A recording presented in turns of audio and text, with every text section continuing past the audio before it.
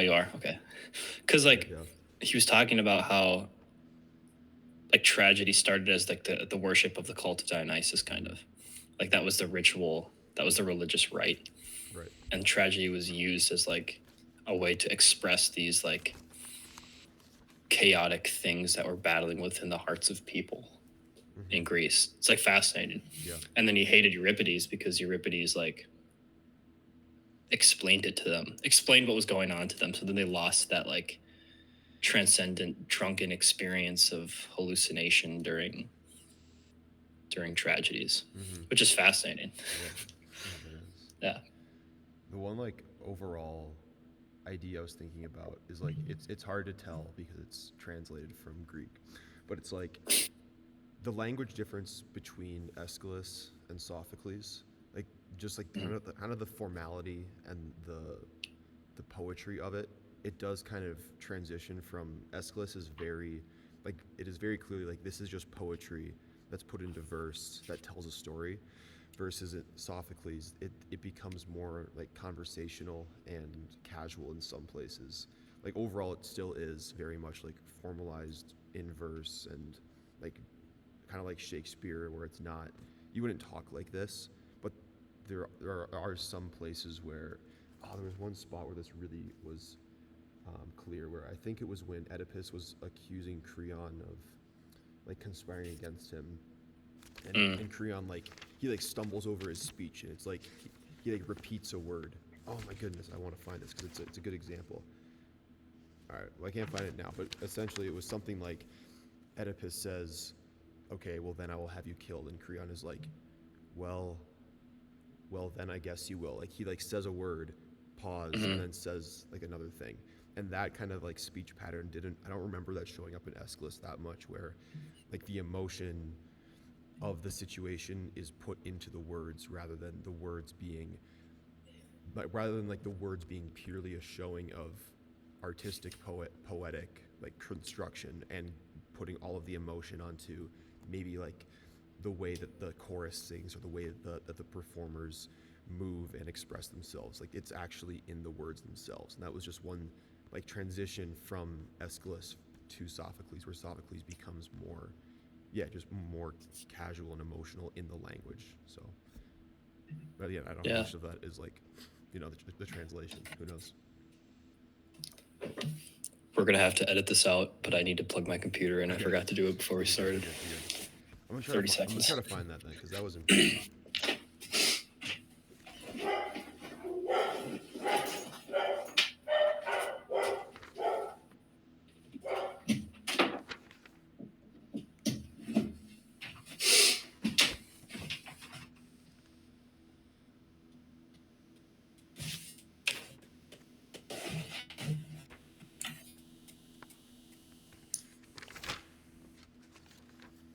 All right, we good. My computer has been having just tremendous battery issues. About Yeah. 8 years. I just want one. Oh yeah. Okay. So what I was referring to, it's in Sophocles, Oedipus Rex, scene 4, line like 53. It's when Oedipus. No, it's when Oedipus is talking to the shepherd. Um, Mm. it's when so Oedipus is demanding the shepherd tell him where the baby came from that he rescued, and the shepherd Mm-hmm. knows that it was Oedipus, and he's like, I don't want to tell you because it's so horrible, and so Oedipus says, you are a dead man if I have to ask you again. And the shepherd says, then ellipses dot dot dot then the child was from the palace of Laos. So Mm. like that repetition of a word, like that puts the emotion into the words rather than I really don't remember seeing this kind of thing anywhere else, especially in Aeschylus, where Mm. you could clearly pick up what the emotion was from how the speech was put together rather than just like the content of the words. So I don't know. What do you think of Sure. like So there is yeah in the it's more of like prose in Sophocles, where there's like, well, not prose specifically, but like yeah but more almost it's casual more raw yeah emotion. yeah that's what I picked up at least. I mean, what do you think of the translations overall? Because we didn't like standardize what translations we were reading. So What'd you think of those? No, I read Fagles for the most part. Mm-hmm. I thought they were good. Um, there were some, I don't know the translations that I watched, but like the dramatic Yeah, yeah. forms Mm-hmm. that I watched were very different than the strict translations that I read. Mm-hmm. And I think just artistic, um, the prerogative of whoever is really directing in the play, they put it on. But I do agree with you. In Sophocles, it's much easier to read Mm-hmm. than Aeschylus in the Orestia. Um, like Oedipus Rex, just like it's very straightforward. It's like reading a story. Yeah. Mm-hmm. But then in the Orestia, especially the Agamemnon, it's like, what is going on? Like the chorus is fractionated. There's no like coherent like. I mean, there are, but there are so many different references to like archaic imagery, Mm-hmm. Greek, cosmological things like the gods and a specific symbolic things that occur before the play, um, that you need to like reference secondary sources, other lines like really understand. Um, so and then on the topic of the language too, like Greek is so difficult to translate into English. I Mm-hmm. took 2 semesters of Greek in college, not like tip of the iceberg, Yeah. and it's so hard to capture like what Greek is doing because there's so many different cases. It's so different than how we have in English. It's like there's like 4 main cases, and it shifts. Word order doesn't matter in Greek, and it shifts like the word order basically is denoted by the case of the word. So there's the nominative, accusative, Yeah. dative, and vocative cases. And like the nominative is the subject, the vocative, accusative is direct object, vocative and dative are used for different things. But like it's a very interesting language because it's so hard to capture into English. And I think that's gonna be true of any translation. But also I was watching some lectures specifically on the Agamemnon, and they're the Michael Davis lectures, Yeah. and he was talking about how the speech progresses in the Oresteia as like an underlying sort of thematic drive that corresponds to what's going on in the play. Hmm. So like overarching, right? You have the Agamemnon, which is the sort of the beginning, like the archaic. It's sort of It's like the it's exposition of from the Iliad. Like all the it problems. begins in the Iliad basically. Like it goes Yeah, all the way yep. back. It begins in the Iliad. It begins in myth. Yeah. Let's say Yeah. that it begins in like a mythological origins, Right. and transitions to the modern day Athenian legal system. Mm-hmm. And it's like the language in the Oresteia or the language in the Agamemnon is like what? And then I think I didn't notice it as pronounced as I thought it would based on his lecture, but like you can definitely notice the language start to become more matter of fact as the play progresses. It Yeah. wasn't it didn't stand out to me as much. Like if he hadn't said it, I probably wouldn't have noticed it. Yeah. I don't think I would. But I don't think I noticed like a major language difference, but it was kind of more what uh, you were saying of like what the setting is and what the yeah, I guess maybe like the moral system of what the play was dealing with became a lot more like almost black and white as we got to what the sure, kindly ones where now Athena is like setting up the legal system of Athens, and like the purpose of the play is to establish like what is just and what is not, and then it ultimately becomes like I thought this was hilarious that at the end it just becomes a party. Like they just start like yeah, celebrating like how great Athens is and how great their legal system is because they've managed to like create the perfect just system that balances worship of the gods and worship of the kindly ones. Um, so yeah, so I didn't notice the language, but I did like the progression from this like establishing Athens in myth directly related to the Iliad, and then basing Athens on justice that like rectifies the Iliad basically. Like it just, Mm. it was very clear. Like this play was performed at a festival that celebrates Athens, and I just thought, Mm. like, just imagining what the last chorus song would be like. Like my translation, it ends with, the entire group moves off singing and dancing. That's the last line. Like this would just be like a rave. Like everyone's just like dancing and singing about how great Athens is, and like that's just how the festival ends. And like of course Aeschylus wins the festival Yeah. then. Um, so I just like that, honestly. That was just funny. It's like the end of Return of the Jedi. Yeah, They're just like literally, it was exactly that. It was just like they were celebrating how great fireworks they and are. dancing with the Yeah, Jawas or whatever. exactly. Yeah. Yeah, so we stay on the topic of justice. Let's do it. Because that was the biggest one for me. Right. It starts off and it's like there's in the exposition there's so many things you have to balance, right? Because Agamemnon sacrifices his daughter for the favorable wind so that they can sail to Troy and avenge Menelaus, get Helen back. Sacrifices his daughter Iphigenia. And then you have like the sins of the house of Atreus, let's call them. Or like Atreus's brother Thyestes sleeps with his wife, has kids, and then Atreus feeds Thyestes' kids to him, unknown to him, at some sort of feast. And it's like, man, this is like a messed up house, and obviously it's tragedy, so everything is like 10x. It's meta true. It's not true. It's meta true. And there's so many things to balance, and it's like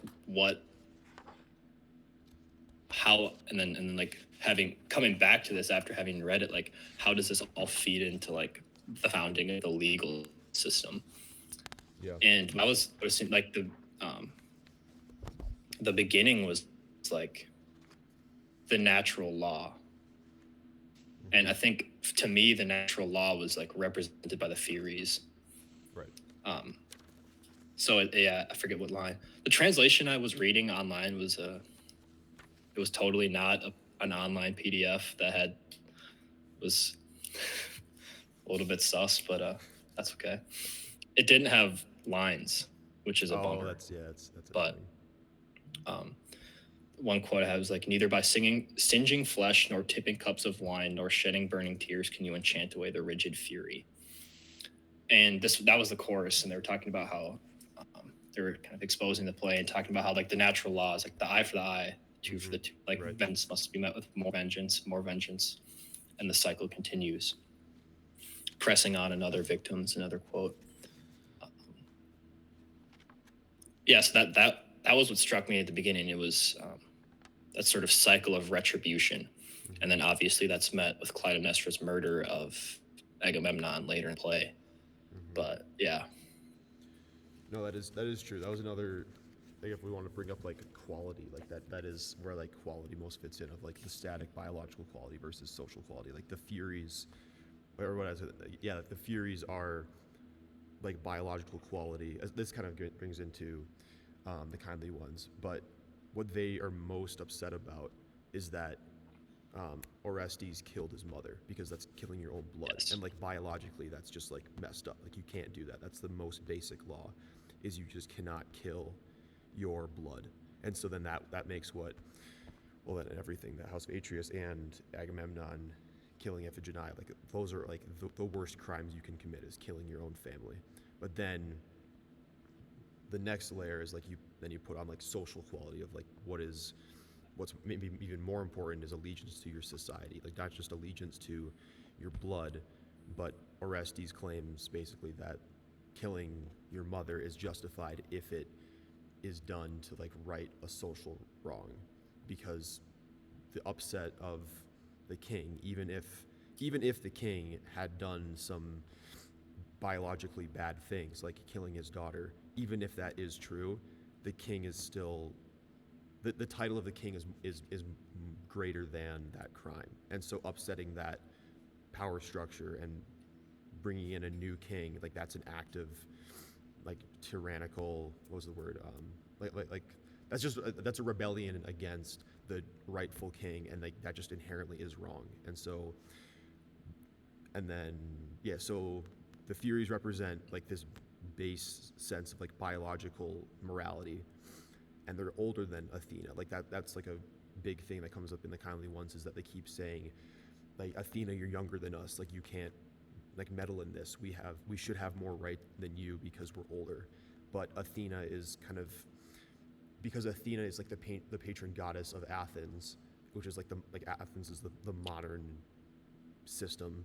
Like Athena is kind of represents like this new sense of morality that's where you have allegiance to the idea of the society and what is right for the society over the idea of the family and what's right for the family.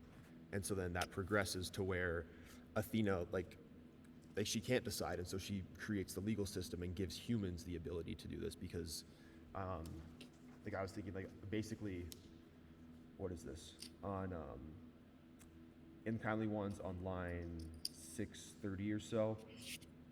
Athena says, "Once I've picked the finest men in Athens, I'll return. They'll rule fairly in this case, bound by a sworn oath to act with justice." So like this choice between Orestes and the Furies, it's impossible for a god to make, and apparently only humans can like actually act with justice. So I just thought that was also fascinating, that it's not like the justice is the law of Zeus, but Zeus can't like make justice. It's just like justice is related to Zeus. It's the humans who have to actually create the justice in society. Yeah. So, yeah. And the one thing that struck me, I don't know if you agree with this or not, but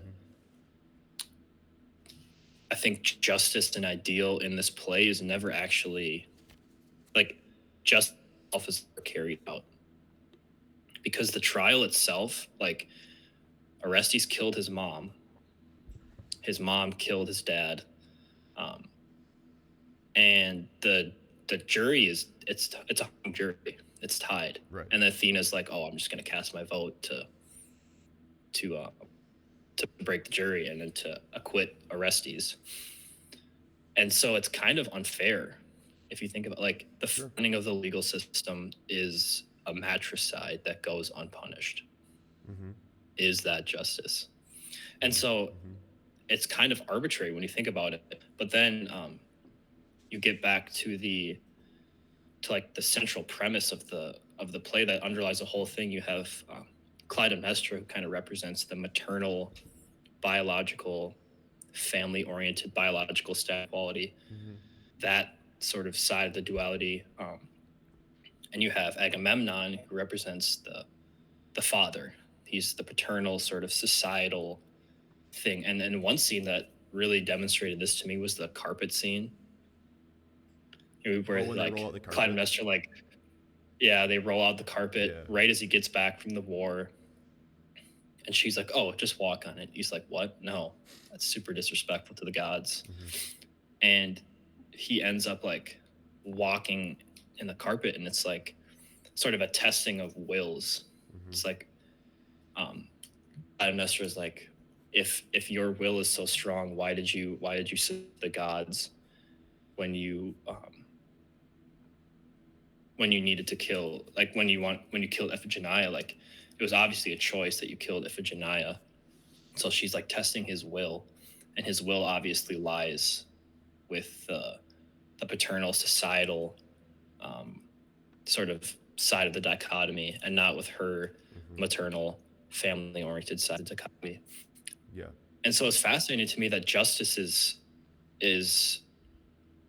I think, according to Aeschylus in this play, is not completely, but arbitrary. It's like a poetic thing that's just created, but it offers some sort of benefit.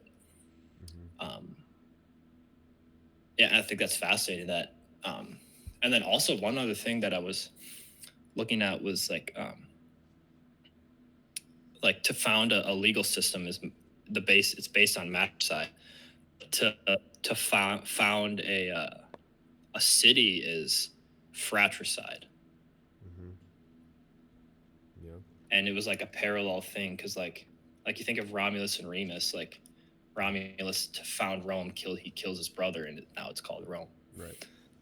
Because there's something that is like there's a society that is right, and then there's a society that isn't in the society. So you have to arbitrarily create some distinction within society, and I saw the same parallel in the founding of the justice system in Athens. It's like it's oppressive, but like for the benefit of all people.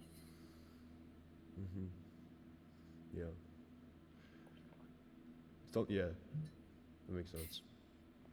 Kind of to add to that, there's again in Humanities, the kindly ones, when who is saying this? Oh, Athena's giving another speech to the jurors. It starts on line 870 and just goes on. But she's talking about how the laws of the society are not inherently just. That there's some, again, like there's a level of justice or an idea of justice that isn't inherently constrained to the laws. And so, where is this? Okay, so she's talking about like how the system will be set up. Two kindred rulers of my citizens will guarantee they don't commit injustice by day or night unless the citizens pollute the laws with evil innovations. So the laws can be kind of like tampered with. Like humans aren't inherently just. Humans can act like with justice and can act with injustice. So they can make laws that are evil. Once limpid waters, like the laws, once the laws are stained with mud, you'll never find a drink. My people avoid both anarchy and tyranny. And so then that distinction between, like, on one side there's anarchy, one side there's tyranny. So you could say, I was thinking, like, this is when Agamemnon is killed, then the state is kind of put into anarchy in some way, where the system is upset, it's not clear who's ruling. This is unjust because there's anarchy. But then on the other side, like, just say Agamemnon was like a tyrant or an unfair ruler, and in some way, like, he is, but that's why he's good. Like, that's why, like, he makes that decision to kill Iphigenia, which is tyrannical and, like, to modern day thought like insane, but that's like the right thing to do if upholding the Greek status of like avenging Helen's departure is the right thing to do for Greece. Like, putting the society and the state over your family, that's the right thing to do, even if it's tyrannical. But then the next thing Athena says, what mortal man is truly righteous without being afraid? Those who sense the fear revere what's right. And this was something that it wasn't really clear, like, why is justice, why do we strive for that? And Athena's saying is because we need to be afraid of something else. Like, if you're not afraid of the Furies or being punished for being unjust, then you won't act with righteousness and justice. So I just thought Athena's like speeches on like what is justice, those reveal a lot there. Yeah. Yeah, my translation, I don't know if the same as yours, but it's the stronger your fear, your reverence for the just, the stronger your country's wall and city's safety. Stronger by far than all men else possess. Mm-hmm. It's fascinating because it's like raising the level of God itself, justice, Mm-hmm. and society. Which is fascinating because today we just think of that as like a social institution. Right. But like in this, it's like, no, this is like a divine institution. Mm-hmm. So it's equating those two together. The last thing I'll say on this is like the relation to God's to justice. So I've been saying, like, the humans can be on either side of justice, but then like the question of whether or not gods can be unjust. Like, for instance, like Apollo is Apollo's like the god of prophecy, but Apollo, he can't like lie. Like, he has foresight, and so because of that, like he shares the truth, but he's not going to like actively lie about what the truth is. Like the prophecies are true, and like that comes up later in Sophocles. I thought there was something that I want to like reference for that, but anyways, like if Apollo can't like misrepresent the truth, then he can't be just. It's like the idea of like if you if you don't know violence and you're not actually peaceful, you're just like not dangerous. And so like Apollo can't be just. He just is like, and so the gods are kind of like removed from this flip-flop of justice where they can't be on either side. Like they're kind of like removed from it because they're like beyond. It's like justice is like a very human thing. It can't be, if you're a god, you can't like grapple and deal with that because you're only on one side of it, of the, yeah, I don't know. Yeah, like justice requires emotion and like emotional attachment to the situation. Yeah. And so I think what you're saying is like the gods have some sort of objectivity because they are not themselves experiencing the injustice that's being portrayed. Mm-hmm. They're more like the arbiters of the divine will. Yeah. And the humans are the ones who have to deal with, because they're the finite ones. Like they're making the choices between things because they have only so long to live. Right. And so justice itself as an ideal, I think, as represented by this play, especially by like Clytemnestra, she has to wait 10 years after her daughter is killed to get revenge. Mm-hmm. Like think if you're just sitting there for like 10 years, 9 years, just like seething, right, just super mad. Like talk about eye for an eye. Like that's not an eye for an eye. That's like an eye for an eye plus like 10 years of just living in the agony of not having an eye. Yeah. It's like what is how can you actually portray justice truly? And I think I agree with you. Like the gods can't be the arbiters of that justice, but also I forget what the quote is. When Apollo in Nation Bearers, when Apollo charges Orestes to kill Clytemnestra, it's a choice for Orestes. It's not like you have to do this. It's like, well, killing your mom better than not avenging your dad. Yeah. It's like what? Like, because I think that comes back up in the Eumenides. It's like it was his choice to kill his mom in the end. Right. You're saying, like the gods aren't doing this. It might be like divine fate or divine will, but like divine will isn't being carried out by the gods. It's being carried out by the humans. And then Orestes has to deal with like the Furies after, basically, which was fascinating to me because it seemed like the internal like struggle in one character, like he goes against the biological side, kills his mom, and then he's just attacked by the Furies, right, even though he knows what's happening is right in terms of the societal standards. Right. What you were saying, like an eye, what would you say? It's not an eye for an eye; it's an eye for something else. Like it wasn't that wasn't just. But then, you remember in the performance of Agamemnon, where the chorus was talking about the Trojan War, and the line from the Fagles translation is, "The sons of Priam pay the price twice over." But then in the performance, what the chorus says is 10,000 eyes for an eye. How the Trojan War itself wasn't just. Like the Trojan War was, it was unjust.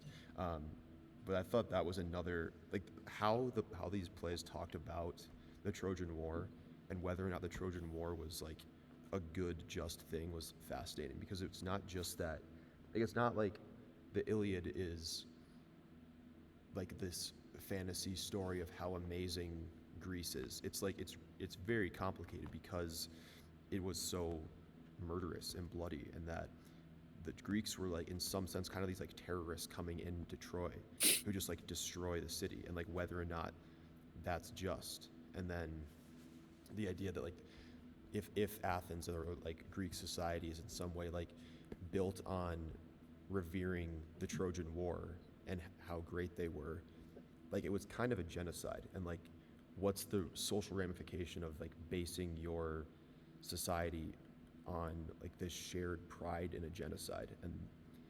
And there's knowledge of this. Like, I wrote a bunch of quotes about this, about how like whether the war was justified in like going to Troy for another's woman. Like this was on line 464 of Agamemnon. Like they called it a war for another's woman. Like it's not a war for the pride of Greece, which is like kind of like how it's commonly thought of, because like we have to like defend the honor of Menelaus. It's just like for another's woman. It's not justified there. Or then someone, I forget who says this to Agamemnon, but someone said, "You seem to menace at the helm, sending men to the grave to bring her home."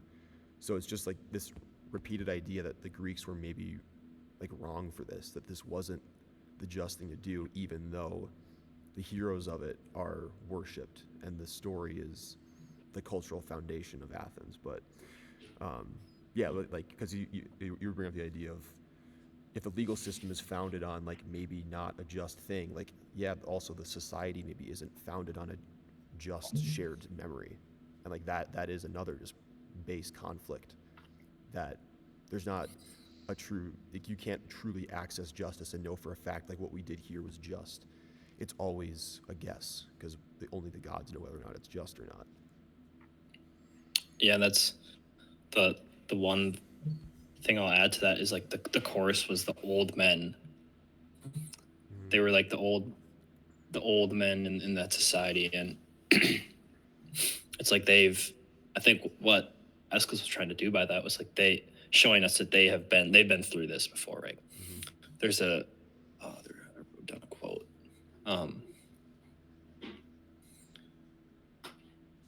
Yeah, they talk about how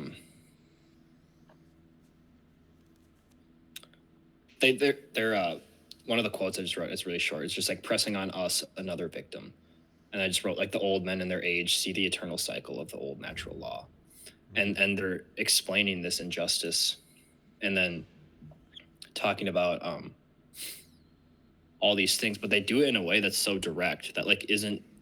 That's what I love about the chorus, is they like represent like sort of, they're like the scorekeeper almost in the Agamemnon. It's like they're talking about the war and how it's unjust, and then Agamemnon comes back and like, "Oh, Agamemnon, you're our hero." Mm-hmm. And they call him at one point the Good Shepherd, mm-hmm. which was like, what? That's straight out of the Gospels. It was like, "The Good Shepherd knows his flock" was the quote. I need to find it. I remember that. But yeah, it was but the Good Shepherd knows his flock. Mm-hmm. That's exactly when Agamemnon returns, and they just like flip. Yeah. And that was fascinating. And you see that in and then they in Oedipus too. Well. Yeah. And they like threaten to like die for Agamemnon, to like die in a new revolt against the new tyrant. It's like they're apparently totally aligned with him, or going in Oedipus. Yeah. And the one thing too, like I think you brought this up already, was after Agamemnon was killed, they like fractionate into a bunch of different. I didn't really notice it because like I don't have an attuned eye for this, but like I was reading a commentary on it. It was like, after Agamemnon's killed, it's the chorus fractionates into a bunch of different viewpoints. They start to disagree, and it's like the only time that the chorus isn't a cohesive like voice in Greek tragedy.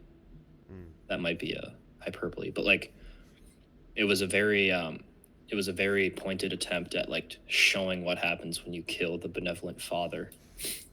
And it was like, bang. Right. He's just gone. Well, it's also I don't know if this is true, actually. Never mind. I was going to say like the leader separates from the chorus, but I think the leader separated earlier on.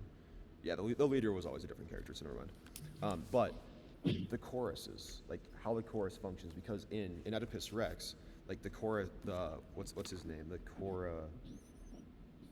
choragos, like the leader of the chorus. Like he's just a character. He's just like one of the people. He's not like part of this like other group that's kind of part of the story and kind of not, and kind of a commentator and kind of not. Like the Chorgos is just a person who's in the play, and that's another progression where I guess like in the Aeschylus plays, the chorus has a role, but they are kind of like this weird third party between the actors and the audience, where they're kind of mediating and they're kind of telling what's going on and kind of commenting on it and like singing songs, like talking about what's happening.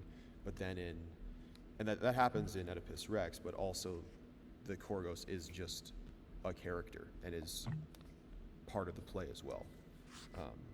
And so and it's also like it changes throughout the four plays we read. Like the chorus is different in each one. Like the chorus in Libations Bearers is like the group of mourning women, and then the chorus in the Kindly Ones is the Furies, I think.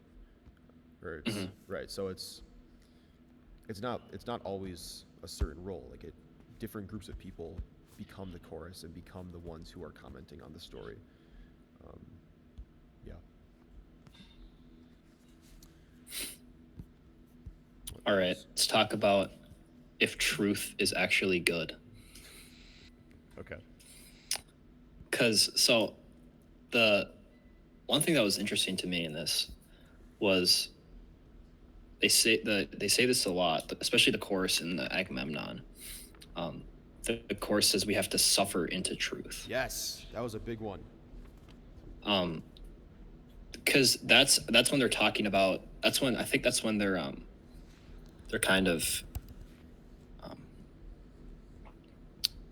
they're being skeptical of whether or not the war is actually good for the Greeks, and they're like, well, we're just old men, like we're too old to like have agency anymore.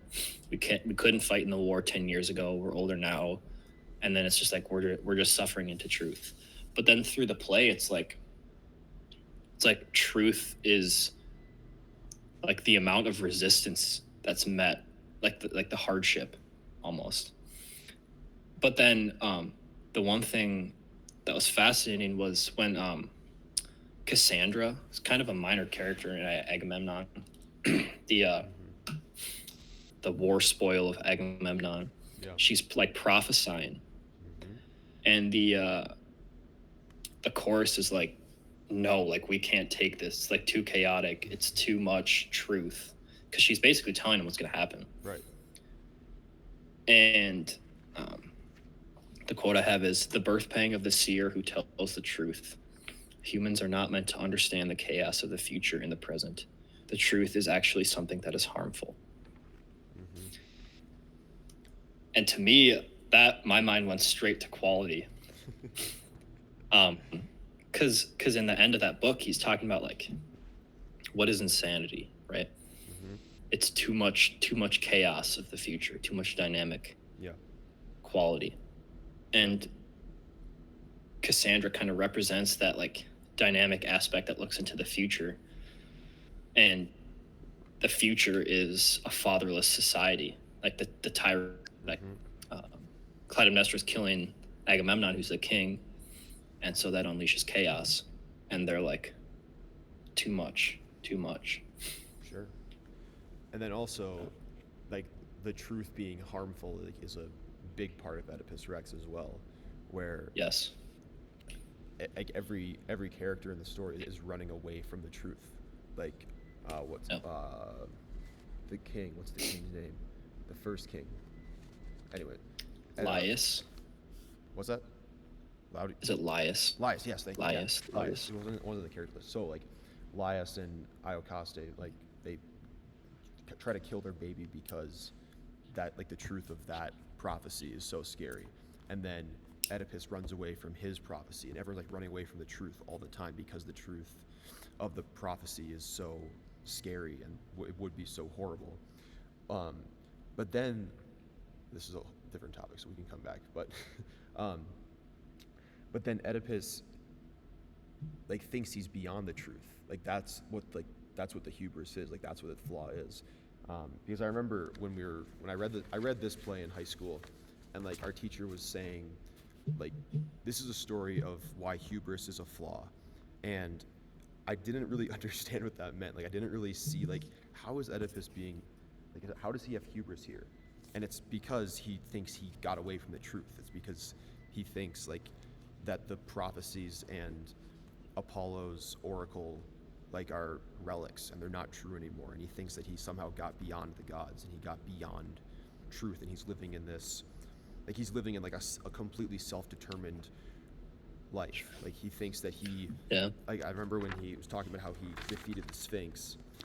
Yeah, I was he's just like, gonna bring that up. yeah, exactly. He was just boasting about Yeah. how he solved the riddle I this the did whole it. time. Oh yeah, Oedipus, the simple man who knows nothing. I thought it out for myself. No birds helped me, because like the birds are the prophecy for Tiresias, and so he thinks that he's like a completely self-made man that's beyond the gods, doesn't need the gods, and can like live in truth without them, and like that's what the hubris is thinking you're beyond the scary truth.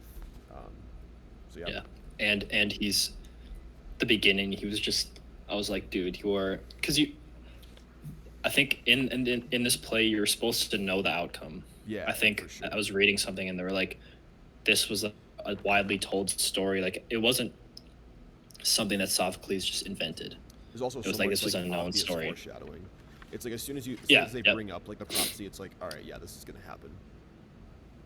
Yeah, and then the whole time you're just like, it's just like a cringe. You're just like, oh my Yeah. gosh, because the first scene, he's like, oh, I'm actually just bearing the suffering of all these people. Like I'm actually suffering Yeah, the right. most out of anybody here, because I am this amazing dude who's like, just so strong, and he's like, Yeah, he thinks that he is the Yeah. savior of the, because like in some way he is. That's the thing. It's like he did save the city at one point from the Sphinx. Mhm. So it's like he has some Yeah. sense of, like he should have some sense of pride and some sense of like assurance that he is actually pretty great.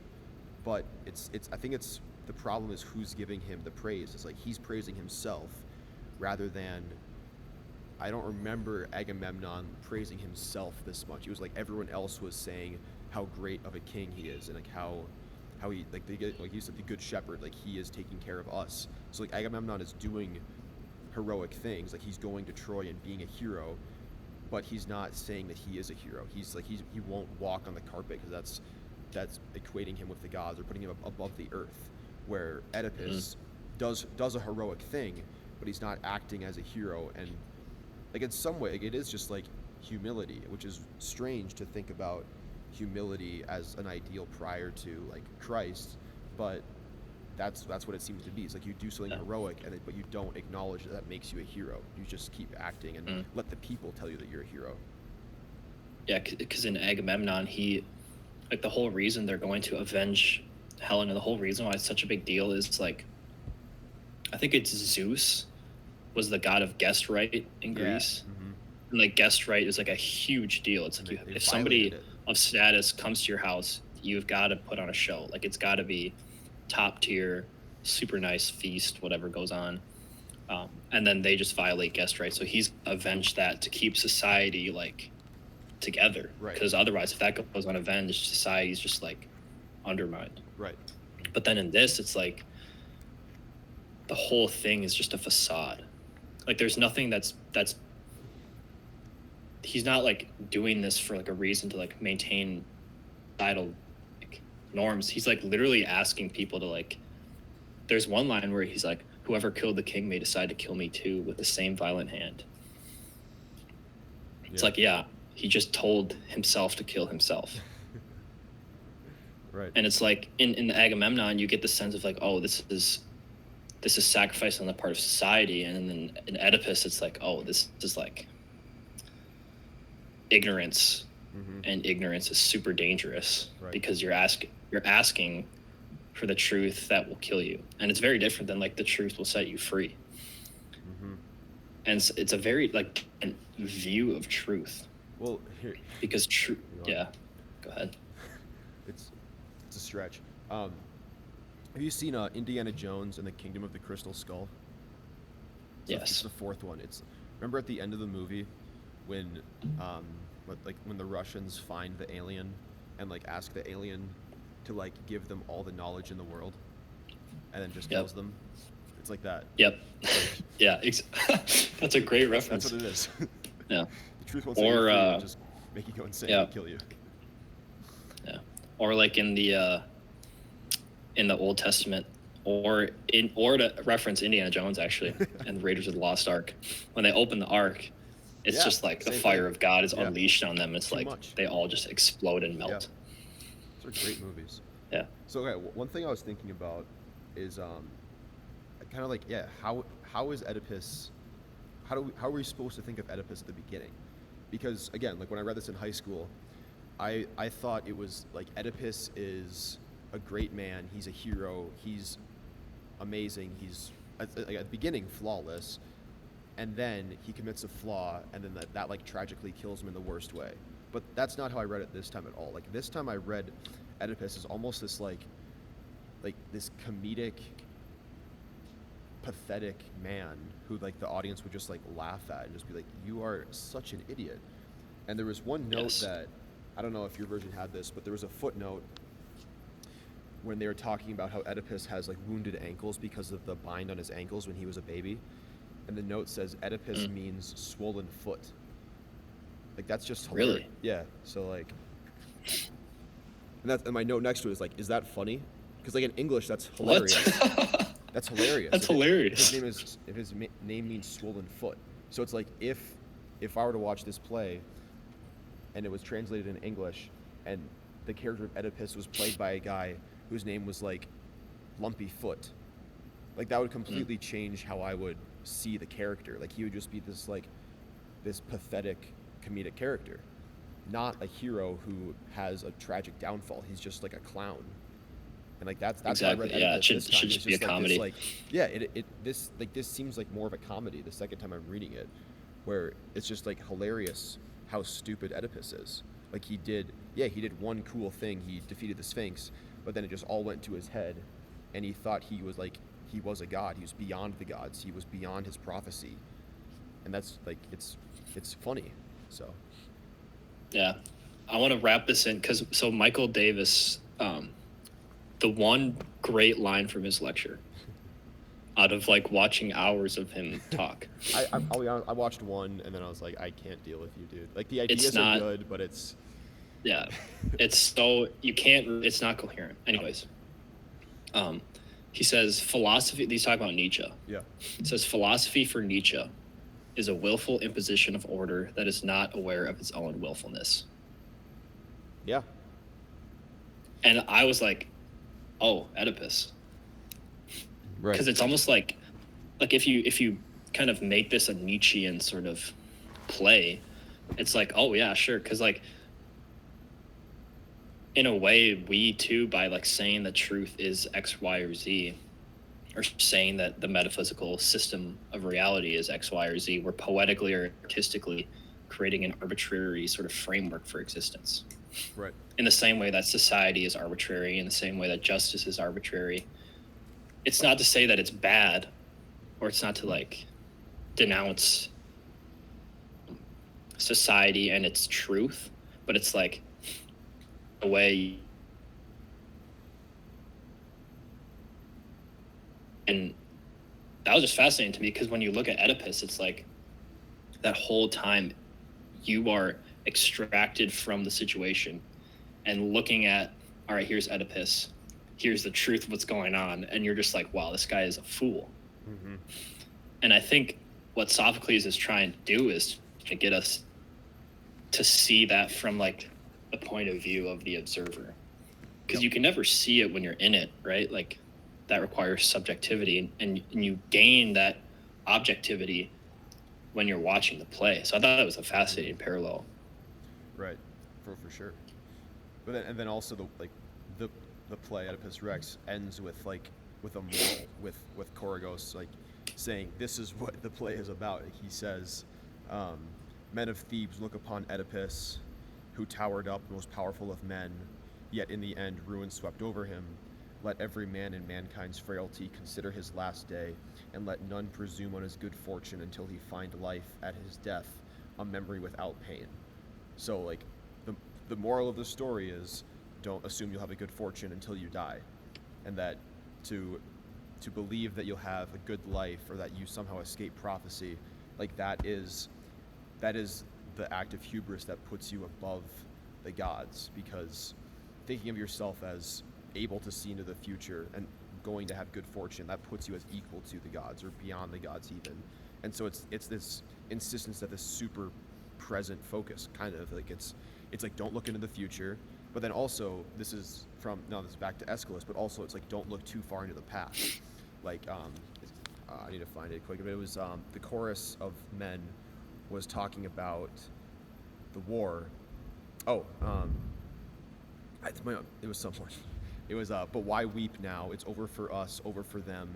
The dead can rest and never rise again. No need to call their muster. We're alive. Do we have to go on raking up old wounds? So it's also like don't look too far into the past.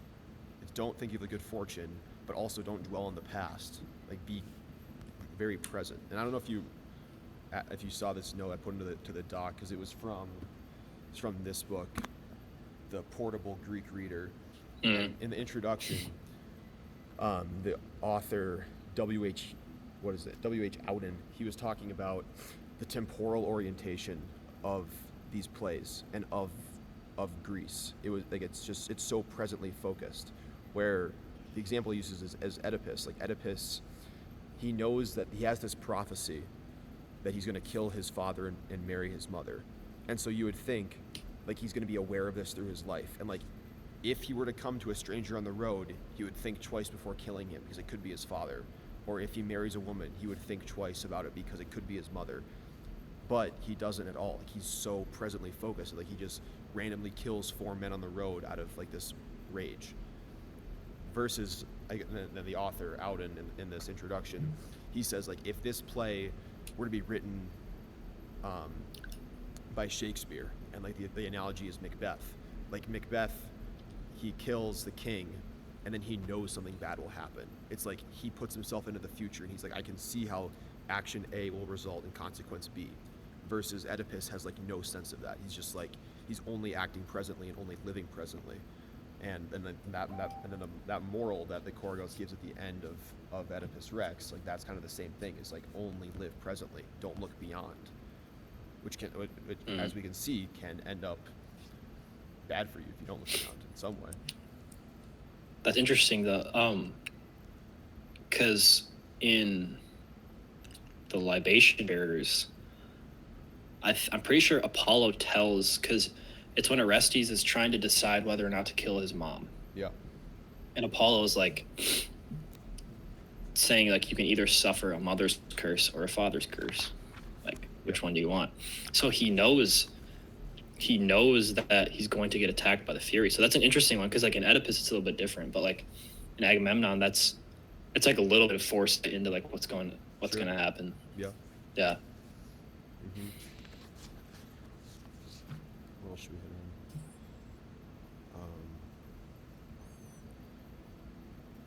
I don't know. I just loved reading about the Trojan War, like how they talked about the Trojan War, and how kind of what I said earlier, but also the character of Cassandra, because she's a Trojan, and so just the fact that like the Trojans are both like the cultural historical enemy of Greece, and like Troy is the bad guys, like they're like the Sith, they're like just like everyone thinks like Troy is bad because we went to war with them, but they're not like vilified. Like Cassandra is impressive. She's a priestess of Apollo, and she does but she's impressive because she escaped Apollo, because they were having sex, and then Cassandra like tricked Apollo before he climaxed so that she didn't get pregnant. So she's like Cassandra tricking a god is like this. That's crazy. Like she tricked a god sexually. That's super impressive. But she's Trojan, so it's like the Trojans are impressive Greeks in some way. Like I don't. Are they historically Greek, or are they historically something else? Like how? I have no idea. Okay, but just I don't know. Just the fact that they're the enemy, but they're also represented by very impressive people, and then that kind of adds that complexity of like, were we right to kill them all? Because when Cassandra describes Greece, she calls it the house that hates God, kinsmen torturing kinsmen, severed heads, slaughterhouse of heroes, soil streaming blood.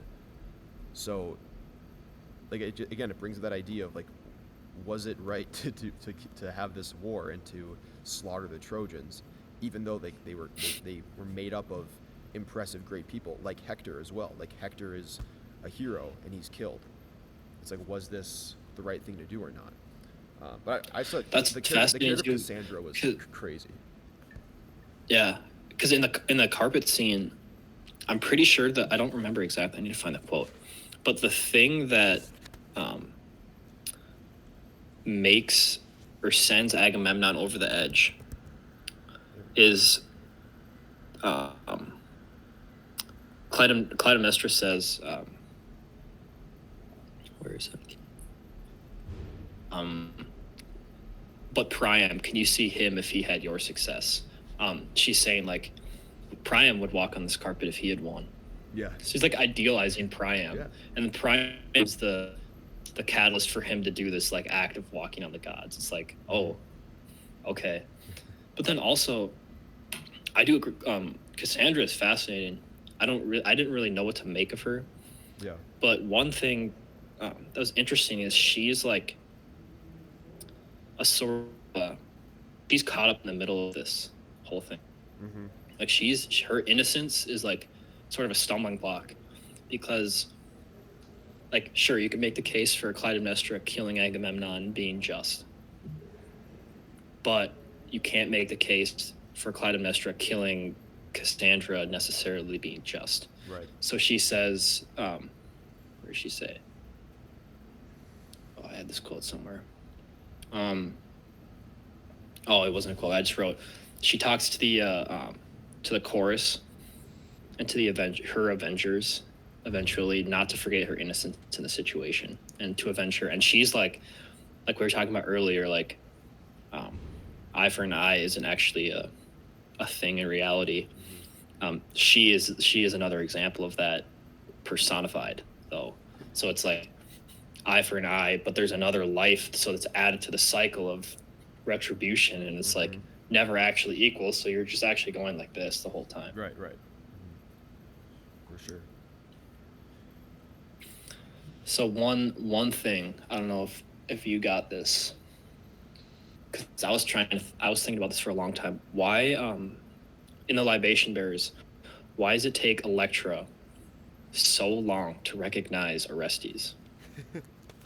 Well, he's in disguise. Because, like, yeah, it's like, but this happens all the time, because, like, she sees his hair, which apparently is the same as hers. Yeah. Orestes recognizes Electra he's hiding behind the grave, and he's like, oh, she's actually suffering in the way that I'm suffering. And then they, like, don't because I feel like this is like a dramatic thing that happens. Like, it takes them long to recognize each other, and then finally he's like, oh, don't you recognize me? Mm-hmm. But it's like, I didn't know what to make of that. I thought it was really random.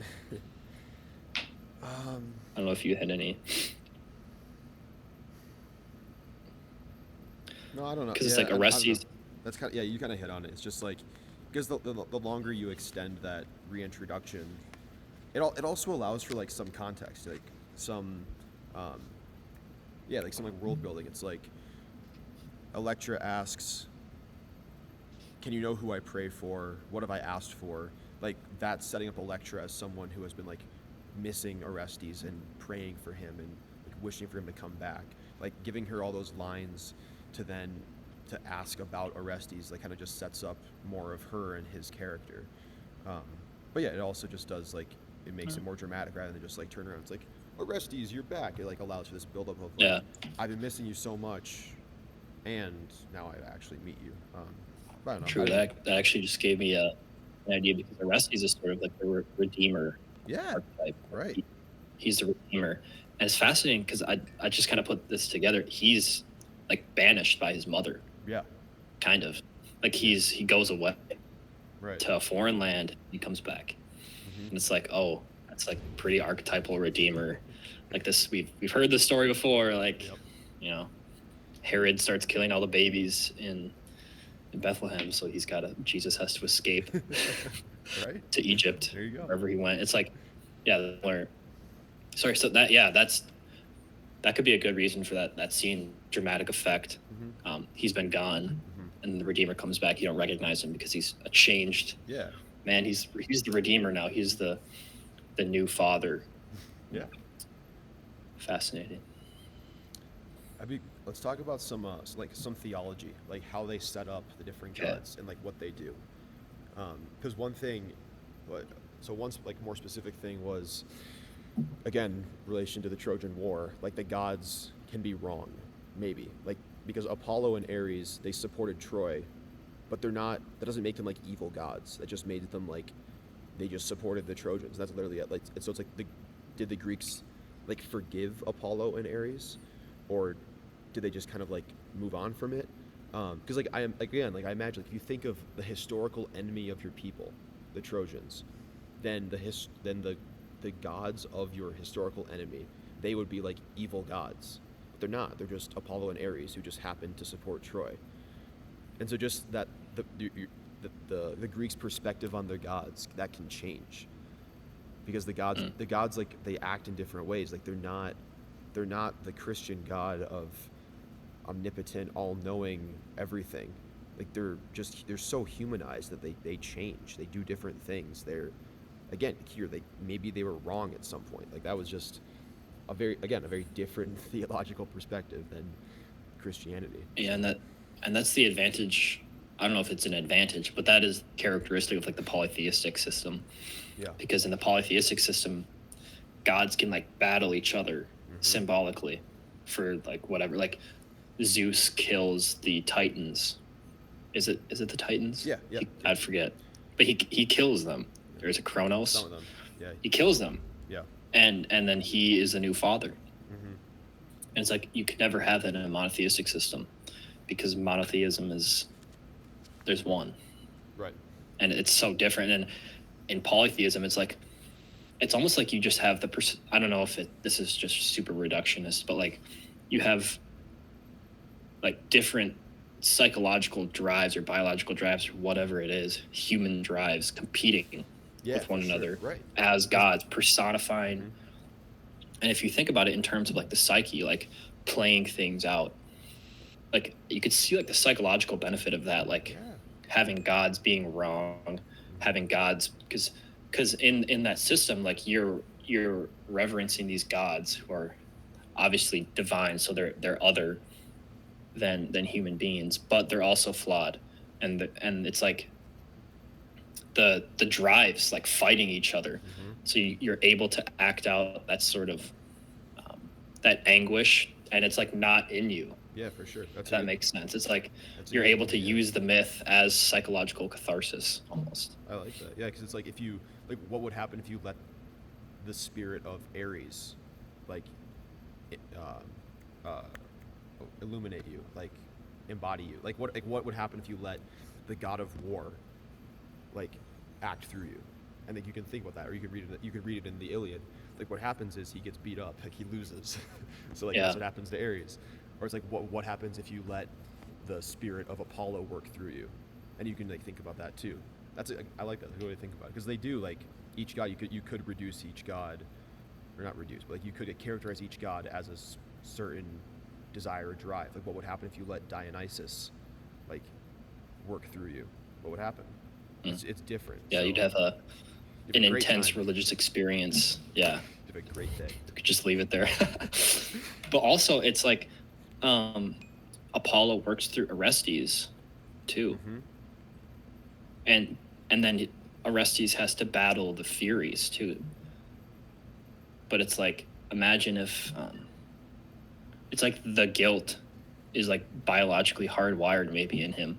So when he kills his mom, it's like it's not a normal thing for an organism to kill its own mom. Right. Like the one who birthed you into the world. That's the tragedy. But he was serving society, and it's like these things are fighting. It's social quality fighting biological quality. So it has to be moral. Yeah. And then maybe this would depend on translation, but I just thought it was was interesting to me. It's a bad word, but that they kept referencing God, like capital G God. Like God was referred to so much, and whether like the options are like, is that just a stand-in for Zeus? Like, when you say God, is that Zeus? Is that this like, is that the creating force? Like, is that like, because it depends on like which reading of the creation story is. But if it's like the theogony of Hesiod, like, is that just Gaia and Uranus like creating? Is that like, is God like justice? Is God like truth? Like, what is this God they keep referring to? Because there's not like, that to me that seems like a very like Christianized translation to like keep referring to capital G God. Because I don't know like what these translators were up to, but it's like, if they were translating in a way to conform Greece to the Christian world, then you'd want to have God be a character, because it would like justify the Greeks. It wouldn't make them pagan. It would just make them like flawed in their monotheism, because they had minor gods too. But yeah, just like, I was listening to that I was listening to that podcast. It was the Alex O'Connor Genesis translation podcast. It's a great one. And they were talking about we should, yeah, we have to. But he was talking about how Hebrew didn't have punctuation. Yeah. Hebrew had a bunch of different articles, and there are a lot of weird articles in Greek too. That in Hebrew, these articles sort of like called out things in the world. So it was like, it's like, oh, this lamp, and then it's like, oh, but this lamp is a part of things in the world. You have to add that it was like implicitly into the language, and they just delete it. Yeah. And then they add the punctuation. They don't have, English doesn't have gendering. And he's like, how big of a deal is that in Hebrew? It's not like a huge deal, but it implicitly like organizes structures. So like a bridge, for example, they use the bridge for the example in French is masculine. So people attribute bridges subconsciously to have masculine traits. Just like all these different things that are implicit in the language are missed because the translators of Genesis were trying to fit it into an English framework, of a pre-existing cultural framework too. Instead of, this isn't going to make any sense, but we're going to translate it as close as to the original meaning in Hebrew, and then you guys can have fun with it. And it's like, maybe the same thing's happening here. Like maybe that quote about the Good Shepherd is like a translator's prerogative of switching up the translation into something that would make more sense for people who have read the Gospels. Yeah. I don't know, like, it's impossible to say, and I think it's also impossible to get away from that, because we don't exist in a Greek world. Yeah. I'm trying to remember. Which one was it? It was one of the translations I had. I loved it because it was it Eumenides? No, I think it was Libation Bearers. Yeah. So Libation Bearers. Who translated this? I don't have the name of the person. I don't know. I'll add it to the show notes. But this translation was great because it was actually in verse, and so you could read it with rhythm. It made it so much like, like you could read it faster. You could visualize it. It made more sense. But then again, like, how much of the meaning changes, like how much of the content changes because. The first paragraph, Orestes sees the tomb, he sees Agamemnon's tomb, he says, "A pile of dirt, my father's tomb, then here, I call on him to listen to my prayer, the sign I gave to the god at our river where, I vow to my father too a lock of hair." Like, and then, not one who loved him among the guests was found at his funeral, fixed by this watch bitch and her hound. Every third or fourth line, every second and fourth, first and third line rhymes, and like that just adds that rhythm and pace, and you can read it with song. But then how much of that changes, I don't know. Like, if the content had to change a ton to make this rhyme scheme work. But in the end, like, is that a more apt translation? Like, would you rather have the word for word Greek translation kind of like, and do your best to have the right kind of connotation and have that kind of translation, or would you rather have the rhythmic sing-songy translation that keeps that spirit with it? Because you can't really have, it'd be impossible to have both, so you kind of have to like deviate towards one or the other. Because like in the performances, like those translations were so different than the Fagles because it was in a performance and they were singing and they were speaking in rhythm, and so I feel like that was in some way that is more true to the original because it's performed with that music in it rather than just the words. So yeah.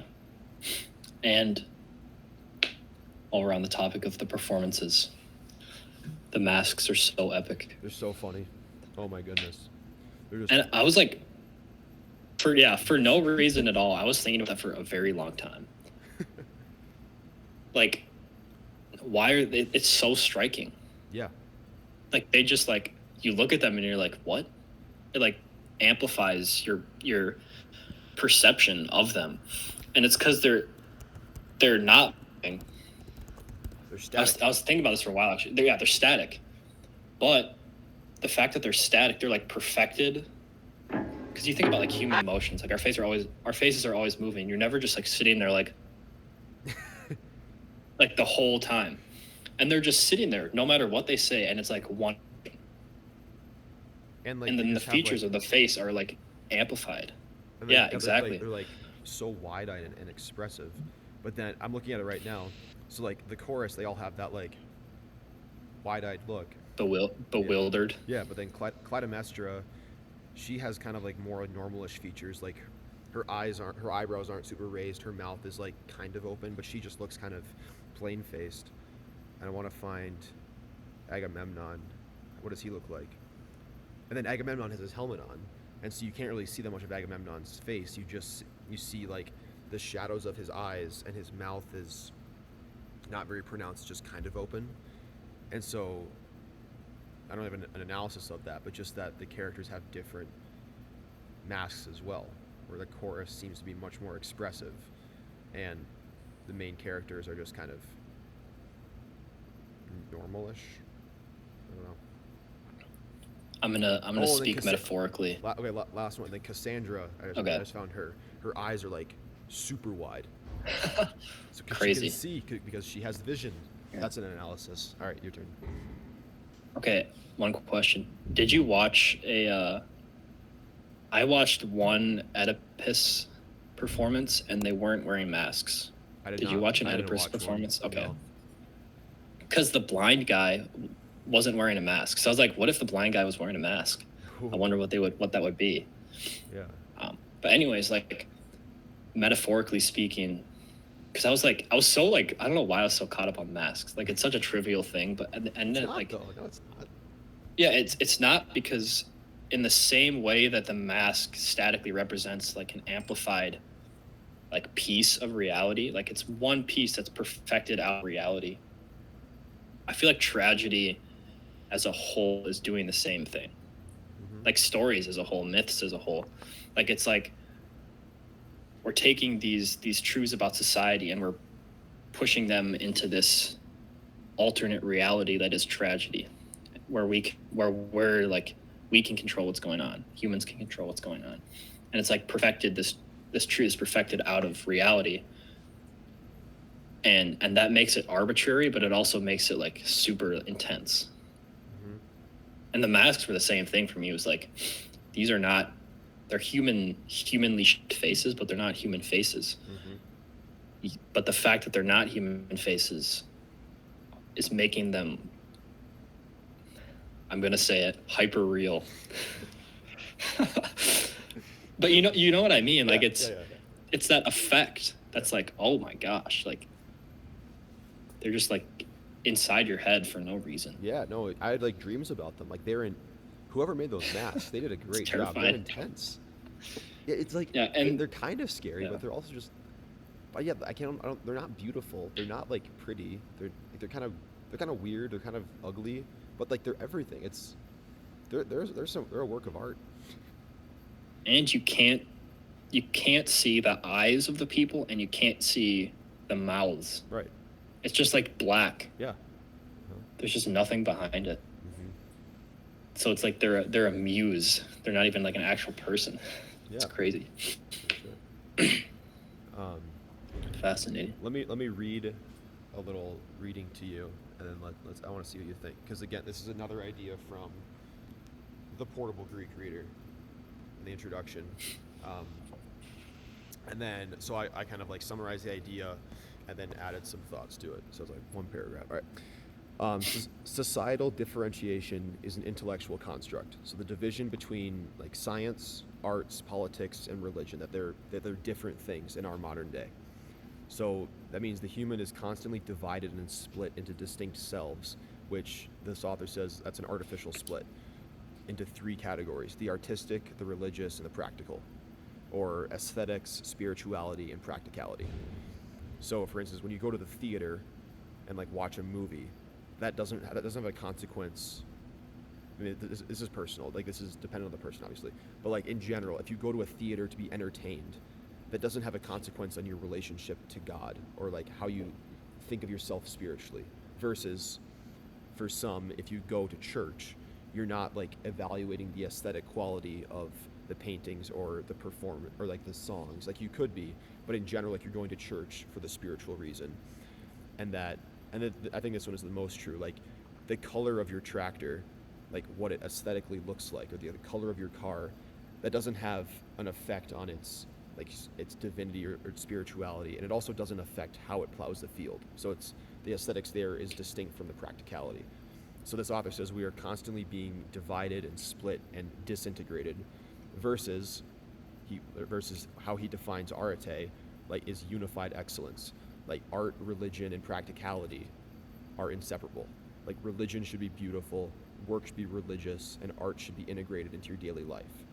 And then to bring it to Pirsig is like, that's dynamic quality. So the stratification of dynamic quality into its static constituents, that is the modern problem of existential alienation, that we don't have this, what is expressed in tragedy, the unification of art, religion, and practicality, or like social, like how we should live socially. Thoughts? Yeah, that's great. I'm gonna preface my response. So I read a little bit of this, early Greek philosophers. Great. Penguin classics. It was good. So like Thales, Heraclitus, and the like. And I also was listening to this podcast about Nietzsche had an essay called Philosophy in the Tragic Age of the Greeks. And this podcast was walking through the essay. And it was talking about why Nietzsche viewed these thinkers as important. And I think this will get to like a response, but I think one reason why he viewed these thinkers as so important and why they're still like reverenced today is because they didn't have those distinctions. Like Thales was like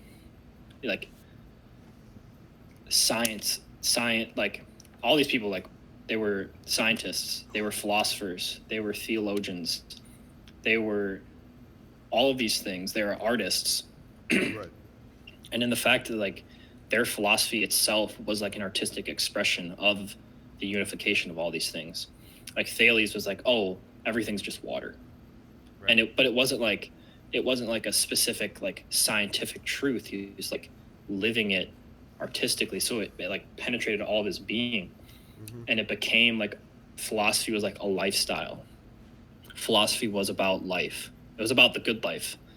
You know, like especially there's no differentiation between like what a philosopher is and what a scientist is, or what a philosopher is and an artist is. It was all encompassed in the same umbrella. So that's a interesting parallel to what you said. I think I would agree, because I'm trying to think of how to phrase it, but like in Buddhism, you always hear about like making work your practice, or like making X, Y, and Z your practice.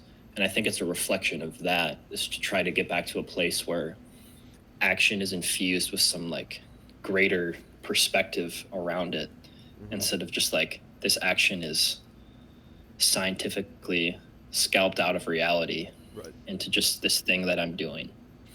Mm-hmm. And so I think why what you said is true is because it's more of like a right-brained, cohesive, connective way of living in the world, as opposed to like a left-brained, dominant, analytical way of looking at the world. Right. So Yeah, and another way that shows up is in the dialogue, the Platonic dialogue with Timaeus, where Timaeus is like giving like the history of existence, because it's weird for me to read because I'm not used to. I've never read Plato before.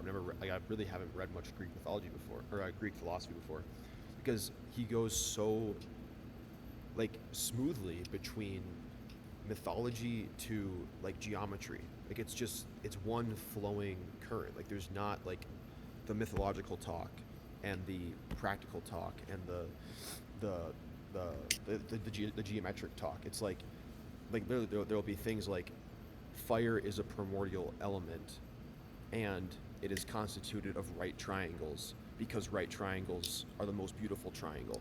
It's like, what? But that makes sense if you have this perspective where they're all unified and they all work together, and it's not that, like, for me, like, if I think of a triangle is like it's a practical descriptor of how things look and function, and like, but it's not, a triangle doesn't have a role in like creation. Those are theological triangles. right, like that's not a thing to me. But from this perspective, like, that's very much a thing. They very much, like, everything has like a holistic connotation. You can look at anything through any perspective. You could look at tragedy through the perspective of geometry, I suppose. Yeah. How would one do that? No I don't know. You You just say could. stuff. It's made up of isosceles triangles because it's different. It has different angles. Yeah. I don't know. Yeah, you'd have to attend a Dionysian ritual to figure that one out, probably. Oh yes.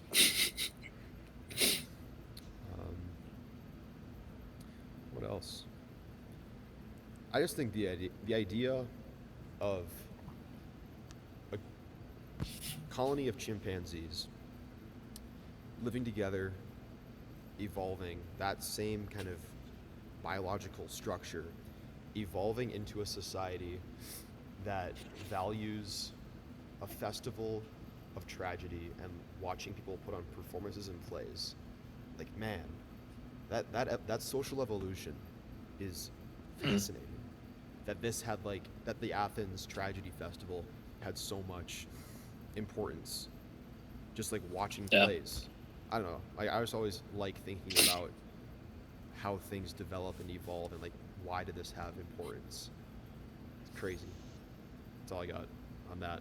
Yeah, that the structure of that hierarchy is reflected in the social hierarchy. The hierarchy of the animals is reflected in the social hierarchy of the Greeks, is reflected in the religious hierarchy of modern times, and is a reflection of some underlying thing.